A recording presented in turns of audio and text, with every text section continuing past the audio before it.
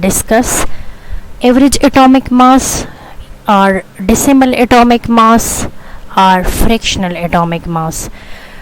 इस टॉपिक में हम ये समझेंगे कि एवरेज एटॉमिक मास किसे कहते हैं, डेसिमल एटॉमिक मास किसे कहते हैं और फ्रैक्शनल एटॉमिक मास किसे कहते हैं। ओके, एवरेज एटॉमिक मास की जो डिफिनीशन है कि वो ये है कि it is the weighted average of the atomic masses of the naturally occurring isotopes of in elements। ठीक है, the atomic masses are rarely found to be exactly whole numbers। इसका मतलब ये है कि पीरियोडिक टेबल में जितने भी एलिमेंट्स हैं उनके एटॉमिक मासेस की तरफ अगर हम देखें तो बहुत कम एलिमेंट्स है, रेयरली एलिमेंट्स है जिनका एटॉमिक मास जो है वो एग्जैक्टली होल नंबर्स में है। और ज़्यादातर आइसोटोप्स ऐसे हैं, एलिमेंट्स के ज़्यादातर आइसोटोप्स ऐसे हैं जिनका एटॉमिक मास जो है वो हमारे पास फ्रैक्शन में होता है या डेसिमल में होता है। ठीक है, ये क्यों होता है? ये इसलिए होता है कि हमारे पास एलिमेंट्स के आइसोटोप्स होते हैं, नेचुरली अकरिंग आइसोटोप्स होते हैं। ठीक है, तो उन आइसोटोप्स की वजह से उस एलिमेंट का एटॉमिक मास जो होता है वो होल नंबर में नहीं आता। उनका एटॉमिक मास जो है वो हमारे पास, उनका जो रिलेटिव एटॉमिक मास होता है उन एलिमेंट्स का, वो वेटेड एवरेज होता है of the abundance of the naturally isotopes occurring isotopes of each element. उनका जो रिलेटिव एटॉमिक मास होता है वो उनके नेचुरली अकरिंग आइसोटोप्स के मासेस का एवरेज होता है। अच्छा, अब हम एक एग्जांपल लेते हैं एवरेज एटॉमिक मास का या डेसिमल एटॉमिक मास का। मिसाल के तौर पर हमारे पास जो है क्लोरीन है, उसका जो एवरेज एटॉमिक मास है, उसका जो एवरेज एटॉमिक मास है वो 35.50 है। ठीक है, 35.50 है, यानी इसका मतलब है कि इसका जो एटॉमिक मास है वो फ्रैक्शन में है या डेसिमल में है। अब ये ऐसा क्यों है? ये ऐसा इसलिए है कि क्लोरीन जो है उसके दो आइसोटोप्स है। Chlorine have 2 isotopes. ठीक है, क्लोरीन के 2 आइसोटोप्स है, क्लोरीन 35 एंड क्लोरीन 37।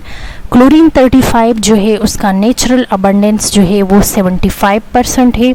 क्लोरीन 37 का जो नेचुरल अबंडेंस है वो 25% है।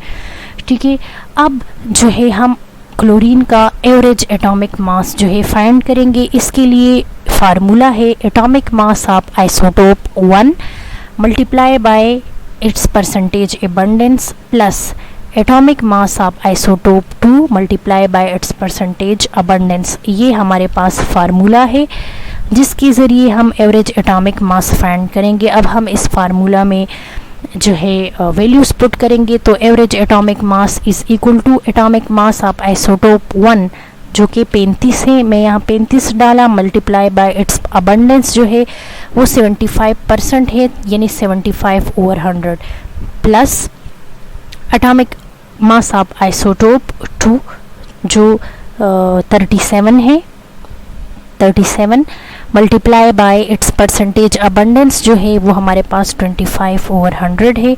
ठीक है, इनकी कैलकुलेशन से मेरे पास 35.50 आता है which is the average atomic mass of chlorine. ये क्लोरीन का एवरेज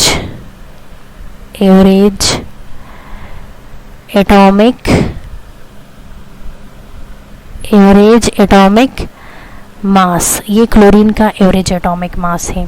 ठीक है, तो एवरेज एटॉमिक मास जो होता है उसे हम डेसिमल एटॉमिक मास भी कहते हैं, फ्रैक्शनल एटॉमिक मास भी कहते हैं, क्योंकि ये डेसिमल में होता है, ये फ्रैक्शन में होता है और ये आइसोटोप्स की वजह से होता है। इसी तरह और भी बहुत से एलिमेंट्स हैं जिनका जो एवरेज एटॉमिक मास है, जिनका जो एवरेज रिलेटिव एटॉमिक मास जो है वो एवरेज एटॉमिक मास होता है। मिसाल के तौर पर हाइड्रोजन है, हाइड्रोजन का भी एटॉमिक मास जो है वो फ्रैक्शन में है, 1.008 या डेसिमल में है।